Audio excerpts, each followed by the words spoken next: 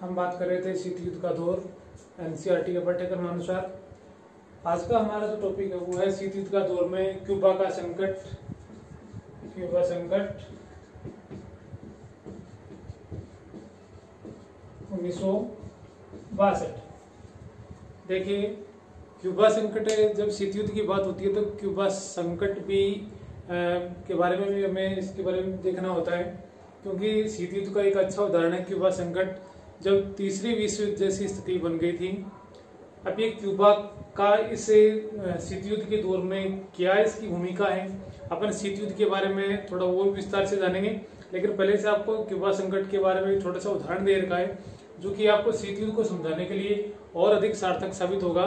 जैसे कि आप देखें कि क्यूबा एक देश का नाम है, और क्यूबा जब उस समय संयुक्त राज्य अमेरिका सोवियत संघ नाम की दो महाशक्तियां बनी हुई थी, तो उस दौर में ये जो क्यूबा संकट है ये कई अच्छे दृष्टांत के रूप में सामने आया।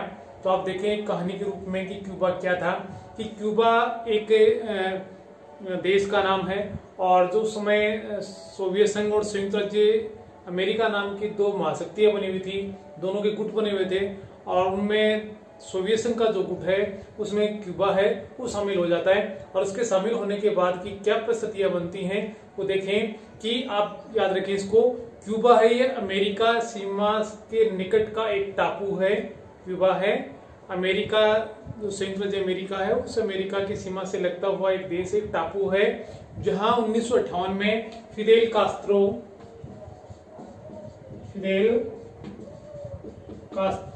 1958 की बात कर रहे हैं अपन। 1958 में फिदेल कास्त्रो के नेतृत्व में साम्यवादी यानी संयुक्त राज्य अमेरिका की जो शासन व्यवस्था है साम्यवादी थी, और ये जो आपका क्यूबा है इसने भी क्या किया, वहां पर भी साम्यवादी शासन व्यवस्था कायम हो गई थी। तो क्या होता है 1958 में फिदेल कास्त्रो के नेतृत्व में साम्यवादी शासन की स्थापना हुई। कहां पर? क्यूबा में। क्यूबा का सोवियत संघ से जुड़ाव रहा है, जैसे कि भी अपन ने बात की, तथा तो सोवियत संघ उसे कूटनैतिक तथा वित्तीय सहायता देता था। आप देखें कि उस समय महाशक्तियां जो थी संयुक्त राज्य अमेरिका, सोवियत संघ, दोनों बड़ी महाशक्तियां थी। बाकी के जो कमजोर देश थे अपने देश की शासन व्यवस्था को मजबूत बनाना चाहते थे, अपना आर्थिक विकास करना चाहते थे। तो आर्थिक विकास करने के लिए जरूरी था कि या तो अमेरिका के साथ शामिल हो जाएं या सोवियत संघ के, और उसी के लिए क्यूबा ने भी क्या किया, सोवियत संघ के साथ में शामिल हो गया। तो उसी के बारे में बता रहा है कि सोवियत संघ है क्या करता था, ये क्यूबा को कूटनैतिक और वित्तीय सहायता प्रदान करता था। इसी दौरान क्या होता है, सोवियत संघ के जो नेता हैं, एक जिसका प्रधानमंत्री हैं उस समय सोवियत संघ के, जिनका नाम है Nikita Khrushchev. Nikita Khrushchev Soviet संघ के प्रधानमंत्री थे ये वहां के। तो क्या होता है, सोवियत संघ के जो नेता है निकिता क्रुश्चेव, वो क्या करते हैं, क्यूबा को रूस के सैनिक अड्डे के रूप में बदलने का फैसला किया। क्या बता रहा है कि जो ये आपका निकिता क्रुश्चेव जो प्रधानमंत्री हैं सोवियत संघ के, वो क्या फैसला करते हैं कि क्यूबा में सोवियत संघ की जो समय की परमाणु शक्ति हैं, मिसाइलें हैं, वो तैनात कर देते हैं। कहां पर है? क्यूबा में। और क्यूबा के बारे में अपन ने पढ़ा कि क्यूबा कहां पर है, अमेरिका से सटा हुआ एक टापू है, बिल्कुल सीमा से लगा हुआ है, और इसीलिए सोवियत संघ अपनी शक्ति को बढ़ाना चाहता है। शक्ति को बढ़ाने के लिए वो क्या करता है, क्यूबा में मिसाइलें तैनात कर देता है। 1962 में क्यूबा में परमाणु मिसाइलें तैनात कर दी गई, जैसे कि अभी बताया अपन ने। इन हथियारों की तैनाती से क्या होता है, अमेरिका सोवियत संघ के एकदम निशाने पर आ गए। यानी कि अमेरिका क्यूबा में जैसे ही सोवियत संघ ने अपनी मिसाइलें तैनात की, उसी समय स्थिति इस प्रकार की बन जाती है कि अमेरिका पर सोवियत संघ के द्वारा कभी भी आक्रमण किया जा सकता है। बिल्कुल निशाने पर आ गया, जहां पर आसानी से अमेरिका पर आक्रमण हो सकता है। सोवियत संघ अमेरिका के आधे से अधिक भागों पर नुकसान पहुंचा सकता था। इस स्थिति में सोवियत संघ आ गया। लगभग 3 हफ्ते के बाद में अमेरिका को सोवियत संघ ने जो मिसाइलें तैनात की हैं उसकी जानकारी मिलती है कि सोवियत संघ ने क्यूबा में इस प्रकार के हालात पैदा कर दिए हैं। अब अमेरिका क्या करता है, उस समय अमेरिका के राष्ट्रपति हैं जॉन एफ कैनेडी।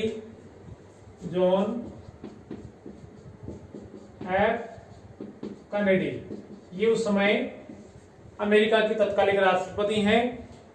अब इनकी सोच अलग है सोवियत संघ से। ये नहीं चाहते थे कि दोनों महाशक्तियों के मध्य किसी भी प्रकार का युद्ध हो, युद्ध को टालना चाहते हैं। इसलिए उन्होंने क्या किया, सोवियत संघ से इन जो मिसाइलें तैनात की हैं क्यूबा में, उन मिसाइलों को वहां से हटाने के लिए कहा। लेकिन सोवियत संघ के जो नेता क्रुश्चेव हैं उन्होंने मना कर दिया, जिसके कारण क्या होता है, अमेरिका ने भी क्या किया, क्यूबा के नाकेबंदी की घोषणा कर दी।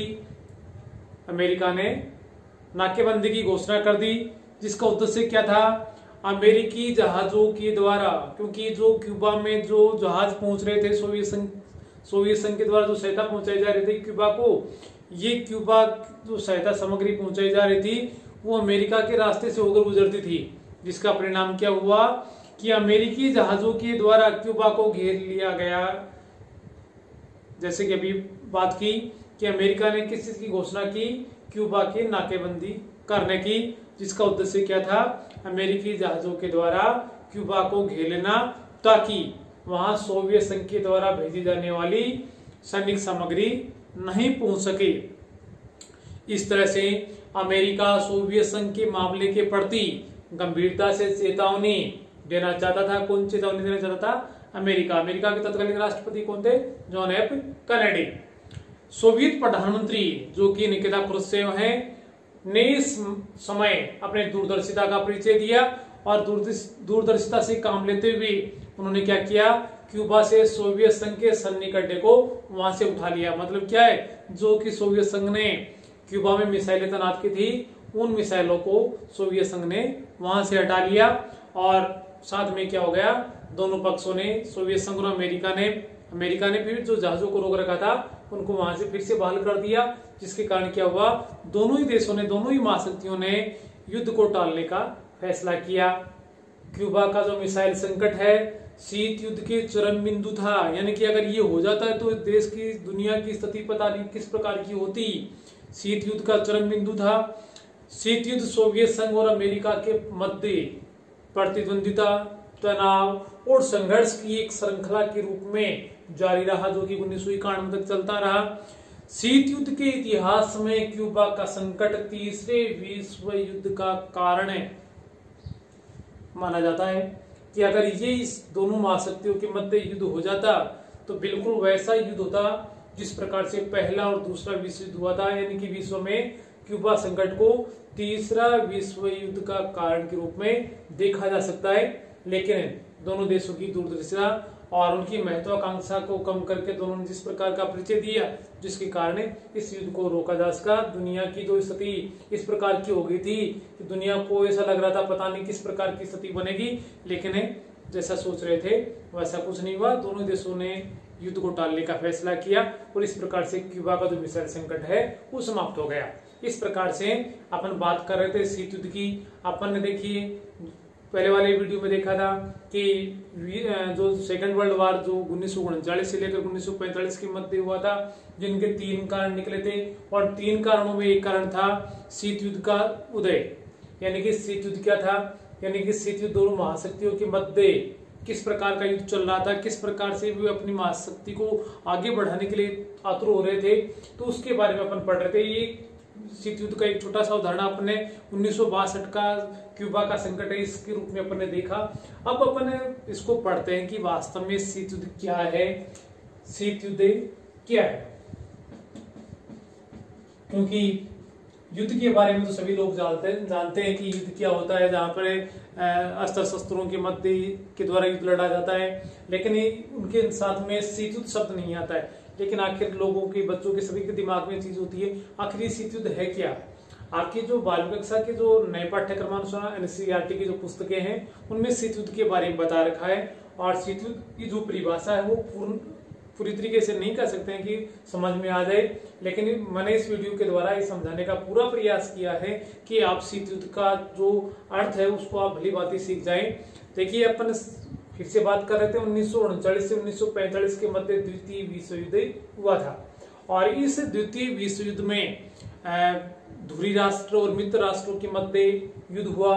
धुरी राष्ट्रों में आप इटली का नाम ले सकते हैं, जर्मनी का नाम ले सकते हैं, जापान का नाम ले सकते हैं, और मित्र राष्ट्रों में आप अमेरिका, को बता सकते हैं। सोवियत संघ भी इसमें शामिल था, उसमें आपका फ्रांस भी था, उसमें ब्रिटेन भी था। ये सारे मित्र देश राष्ट्रों में आते हैं। तो इस प्रकार से दूरी राष्ट्रों मित्र राष्ट्रों के मध्य का ये युद्ध चल रहा था, जिसमें अमेरिका भी क्या करता है, हिरोशिमा और नागासाकी जो कि जापान के 2 शहर हैं, वहां पर बम गिराता है। तो जिनके कारण क्या होता है कि ये द्वितीय विश्व युद्ध का लगभग अंत हो चुका होता है। और चूंकि राजनीतिक विचारक ऐसा भी कहते हैं कि जापान तो पहले से आत्मसमर्पण करने वाला था, लेकिन अमेरिका ने अपना वर्चस्व बढ़ाने के लिए, दुनिया को दिखाने के लिए, अपने परमाणु हथियारों का परीक्षण करने के लिए, दुनिया को बताने के लिए कि अमेरिका किस प्रकार से, उसके पास में किस प्रकार के हथियार बने हुए हैं और किस प्रकार से वह दुनिया को भयभीत करने के लिए, डराने के लिए, अपना वर्चस्व कायम करने के लिए इन हथियारों का प्रयोग कर सकता है। तो ये गलत तरीके का अमेरिका ने अपना वर्चस्व दिखाने के लिए इन परमाणु हथियारों का प्रयोग किया। अगर क्योंकि जापान तो पहले से ही समर्पण करने के था कि जल्दी वो समर्पण कर देगा, लेकिन अमेरिका ने जानबूझकर ये हिरोशिमा और नागासाकी पर बम गिराए थे। अपन थोड़ा सा उनके बारे में और भी चर्चा करेंगे कि उन बम कौन से थे, क्या नाम थे उनके। लेकिन सबसे पहले अपन देख लेते हैं ये आपका शीत युद्ध का अर्थ है कि शीत युद्ध क्या है, कोल्ड वार क्या है। तो देखिए, शीत युद्ध शब्द से सोवियत संघ और अमेरिकी वर्चस्व की बात आती है कि अमेरिका और सोवियत संघ के मध्य का जो द्वंद्व की स्थिति बनी हुई थी कि दोनों में से बड़ी महाशक्ति कौन सी है, दोनों ही महाशक्तियां अपना वर्चस्व दिखाना चाह रही थी। तो जिसके कारण स्थिति शुरू होता है। तो आप दोबारा सुने, शीत युद्ध शब्द से सोवियत संघ, अमेरिकी। आप एक चीज और याद रखें, यहाँ पर अपने इंटरनेशनल रिलेशन के बारे में पढ़ रहे हैं और इस पुस्तक में आपको अमेरिका शब्द का पढ़ने के लिए कम मिलेगा, यहाँ पर अमेरिका शब्द है आपको अधिक मिलेगा। तो इसमें आप इस प्रकार का मत सोचें कि अमेरिका सही शब्द है या अमेरिका सही शब्द है। इसमें अपना अमेरिका शब्द है उसी का बार बार प्रयोग करेंगे। तो जिसके लिए आप इसको आप देख लें कि शीत युद्ध शब्द से सोवियत संघ और अमेरिकी शत्रुतापूर्ण और तनावपूर्ण अंतरराष्ट्रीय संबंधों की अभिव्यक्ति होती है। किस प्रकार से दोनों महाशक्तियों में शत्रुतापूर्ण माहौल बन रहा था, किस प्रकार से दोनों महाशक्तियों में तनाव पैदा हो रखा था, इस प्रकार से अंतरराष्ट्रीय संस्थाओं की अभिव्यक्ति करता है कौन? ये एक शब्द है, शीत युद्ध है, जो कि द्वितीय महायुद्ध जो कि 1939 से लेकर 1945 के मध्य हुआ था, महायुद्ध की उपज थी। अगर अपन ने पहले ही पढ़ चुके हैं इसके बारे में कि द्वितीय विश्व युद्ध के 3 परिणाम निकले थे, जिनमें एक आपका संयुक्त राष्ट्र संघ का गठन होता है, 2 ध्रुवीय विश्व का उदय होता है और शीत युद्ध का उदय होता है। तो ये जो शीत युद्ध शब्द आया है ये कहां से आया है? द्वितीय महायुद्ध की ये उपज। दोनों ही महाशक्तियां अपना वर्चस्व बढ़ाना चाहती हैं। इन शत्रुतापूर्ण स्थिति को गर्म युद्ध या इसको हॉट वार भी कहा जाता है में परिवर्तित किए बिना इस शीत युद्ध में वैचारिक घृणा, दोनों महाशक्तियां एक दूसरे के प्रति किस प्रकार की घृणा की स्थिति बनाए हुए हैं, राजनीतिक अविश्वास, एक दूसरे पर भरोसा नहीं कर रहा था कि कोई भी ना संयुक्त राज्य अमेरिका सोवियत संघ पर करता, ना सोवियत संघ अमेरिका पर करता है, कोई भी एक दूसरे पर विश्वास नहीं रख रहा है। तो वैचारिक घृणा, राजनीतिक अविश्वास, कूटनीतिक जोड़ तोड़, किस प्रकार से जोड़ तोड़ लगे हुए हैं, सैनिक प्रतिस्पर्धा, जासूसी करना एक दूसरे के देशों में जाकर, मनोवैज्ञानिक रूप से युद्ध की स्थिति पैदा करना, शत्रुतापूर्ण संबंधों को देखा जा सकता है। यानी कि अपने इसमें जब शीत युद्ध की बात होती है, आखिर इस शीत युद्ध में था क्या?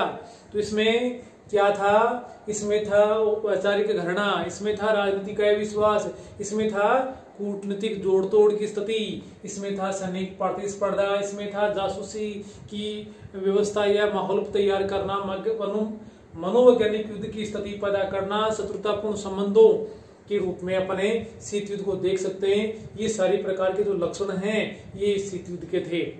अपन इसको और अच्छी तरीके से देखें तो शीत युद्ध क्या है? यानी कि शीत युद्ध युद्ध न होते हुए भी युद्ध की स्थिति या परिस्थितियों को बनाए रखने की एक कला थी। क्या था?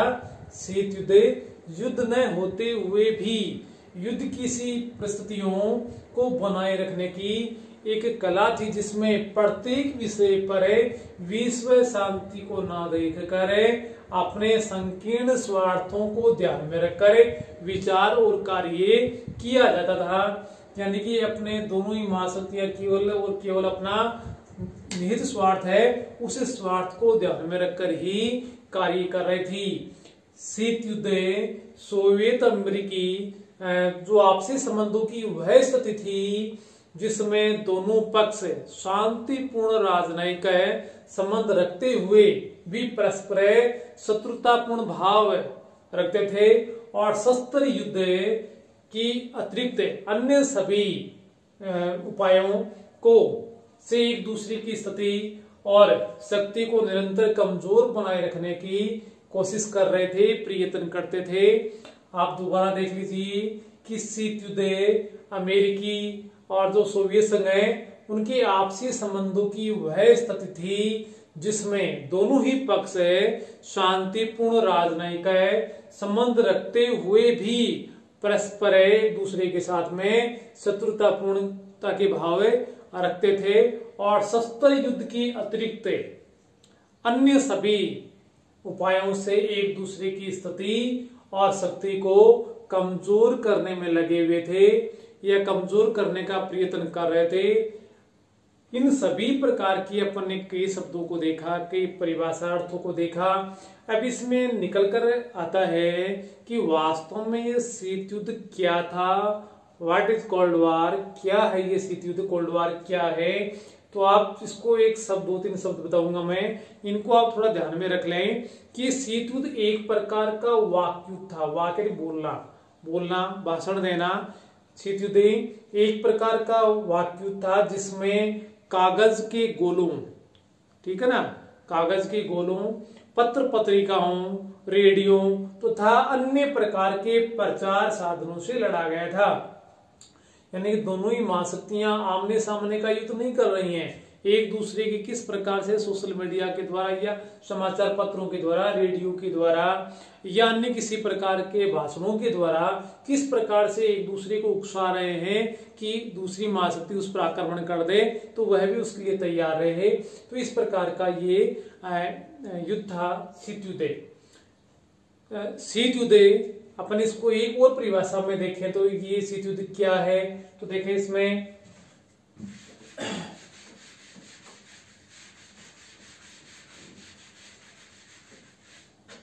शीत युद्ध में दो विचारधाराएं थी। क्या थी? दो विचारधाराएं थी। दो विचारधाराएं कौन सी थी? संयुक्त राज्य अमेरिका की विचारधारा कौन सी है? पूंजीवादी। और सोवियत संघ की विचारधारा कौन सी है? साम्यवादी। ठीक है ना? एक दो विचारधाराओं के आधार पर दो इसमें सैन्य गुट भी बने हुए थे। दो सैन्य गुट कौन से बने हुए थे? अमेरिका का संगठन बना हुआ था नाटो और सोवियत संघ का बना हुआ था वार्सा पैक्ट। यहां पर दो महाशक्तियां भी कार्य कर रही थी। दो महाशक्तियां कौन सी थी? एक थी संयुक्त राज्य अमेरिका और दूसरी थी कौन सी? सोवियत संघ। एक थी अमेरिका और दूसरी थी सोवियत संघ। इसमें दो पद्धतियां भी कार्य कर रही थी। दो पद्धतियां कौन सी थी? आप इनको साथ साथ में किसी अभ्यास पुस्तिका में भी लिखते जाएं इसको, क्योंकि आगे आपके चाहे बीए पार्ट 3 में भी अंतरराष्ट्रीय संबंध के नाम से एक पुस्तक चलती है जो कि आपके इस सिलेबस पर आधारित है, तो आपको उसमें भी सहायता मिलेगी। और दूसरा जो ये इसमें प्रश्न आता भी है कि किस प्रकार की दो महाशक्तियां अपना कार्य कर रही थी, तो इसमें आप लोग हैं थोड़ा सा इसको देखते चले कि किस प्रकार से ये दो विचारधाराएं हैं, दो सैन्य गुट हैं, दो महाशक्तियां हैं, दो पद्धतियां हैं। दो पद्धतियां कौन सी हैं? इसमें एक पद्धति है कौन सी? अमेरिका की और एक सोवियत संघ की। तो इसमें दो पद्धतियां कौन सी कह सकते हैं? एक इसको आप कहोगे संसदीय, एक संसदीय पद्धति और एक जनवादी। एक जनवादी संसदीय लोकतंत्र है और एक जनवादी लोकतंत्र है। ये संसदीय लोकतंत्र है, अमेरिका की व्यवस्था है या पद्धति है। जनवादी लोकतंत्र है, ये सोवियत संघ की पद्धति है। तो आप देखें शीत युद्ध में दो विचारधाराओं जिनमें एक पूंजीवादी और दूसरी साम्यवादी व्यवस्था है। इसमें दो पद्धतियों जिनमें एक संसदीय और एक जनवादी लोकतंत्र है। दो गुट जिसमें एक नाटो है, गुट मतलब सैन्य गुट की बात कर रहे हैं अपने, एक नाटो है, एक वार्सा पैक्ट है, और दो राज्य जिनमें एक संयुक्त राज्य अमेरिका है और एक सोवियत संघ है के मध्य उग्र रूप से संघर्ष था। तो ये चीज है, आप लोग हैं देखेंगे। उपरोक्त जो परिभाषा है, जो अर्थों के रूप में अपन ने देखा, उसके आधार पर हम कह सकते हैं कि द्वितीय विश्व युद्ध के बाद दो महाशक्तियों का उदय हो गया था, क्योंकि दोनों ही महाशक्तियां सोवियत संघ और संयुक्त राज्य अमेरिका द्वितीय विश्व युद्ध के बाद में ही इनका उदय हुआ था। अमेरिका और सोवियत संघ की महाशक्ति बनने की होड़ में एक दूसरे के मुकाबले खड़ा होना शीत युद्ध का कारण बना, यानी कि दोनों ही महाशक्तियां क्या हैं, अपना वर्चस्व स्थापित करना चाहती हैं और एक दूसरे का मुकाबला करके एक महाशक्ति दूसरी महाशक्ति को समाप्त करना चाहती है या उसका वो जो वर्चस्व है वो कम करना चाहती है। दोनों महाशक्तियां परमाणु शक्ति संपन्न थी और परमाणु बम से, देखें इसमें दोनों ही महाशक्तियां कैसी थी, परमाणु शक्ति संपन्न थी और परमाणु बम से होने वाले विध्वंस की मार झेलना किसी भी राष्ट्र के बस की बात नहीं थी, क्योंकि दोनों ही महाशक्तियां परमाणु हथियार रखती थी और अधिक से अधिक परमाणु हथियारों को एकत्रित करने में लगी हुई थी। उनके हथियार इतने खतरनाक थे कि कोई भी राष्ट्र है उन हथियारों की मार को सहन नहीं कर सकता था। अमेरिका के द्वारा जब 1945 में 6 अगस्त 9 अगस्त 1945 को हिरोशिमा और नागासाकी पर जो परमाणु बम गिराए गए थे, उनके जो नाम हैं कई बार परीक्षा में पूछ लिया जाता है, कंपटीशन की परीक्षा में पूछा जाता है कि इनमें एक का नाम था लिटिल बॉय और एक था फैट मैन। एक का नाम था लिटिल बॉय और दूसरा था फैट मैन। ये दोनों वही बम हैं जो कि हिरोशिमा नागासाकी, जो कि जापान के दो शहर हैं, उनके ऊपर गिराए गए थे और दोनों ही बड़े खतरनाक हथियार हैं। जिस प्रकार से आप हिरोशिमा नागासाकी के बारे में सुन सकते हैं, देख सकते हैं कि वहां पर उनका अस्तित्व, जो बम गिराए गए थे उनकी स्थिति आज भी खतरनाक है, उनका असर है आज भी समाप्त नहीं हुआ है। दोनों महाशक्तियां अवरोध के सिद्धांत पर कार्य कर रही थी। अवरोध का मतलब क्या है कि देखिए, जब भी कोई शक्ति आक्रमण करती है किसी दूसरे देश पर, तो उसको पता है कि उसे कितने हथियारों की आवश्यकता पड़ेगी और कितने हथियार उनके नष्ट हो जाएंगे। तो अवरोध में क्या होता है, इसमें शक्ति और संतुलन का जो सिद्धांत है उसको काम में लिया जाता है कि दूसरे पर आक्रमण करने के बाद में भी भविष्य में उसके बचने लायक या अपनी सुरक्षा के लायक हथियार हैं वो शेष रह जाए। क्योंकि युद्ध की स्थिति बनती है तो उसमें हथियारों का प्रयोग किया जाता है और उसमें हथियार जब प्रयोग होता है तो हथियार लगभग नष्ट हो चुके होते हैं, चाहे वो सामने वाले की शक्ति को नष्ट कर दें, लेकिन फिर भी भविष्य के लिए उसे अपने हथियारों को शेष भी बचा कर रखना होता है कि यदि उसके ऊपर कोई तीसरी महाशक्ति ने आक्रमण कर दिया तो ऐसी स्थिति में वह क्या करेगा। तो वह शेष अपने लिए जो भविष्य के लिए जो हथियारों को बचा कर रख रहा है उसे कहा जाता है अवरोध। तो दोनों ही महाशक्तियां इस प्रकार के अवरोध के सिद्धांत पर कार्य कर रही थी। बाकी का अगले वीडियो में पर देखेंगे।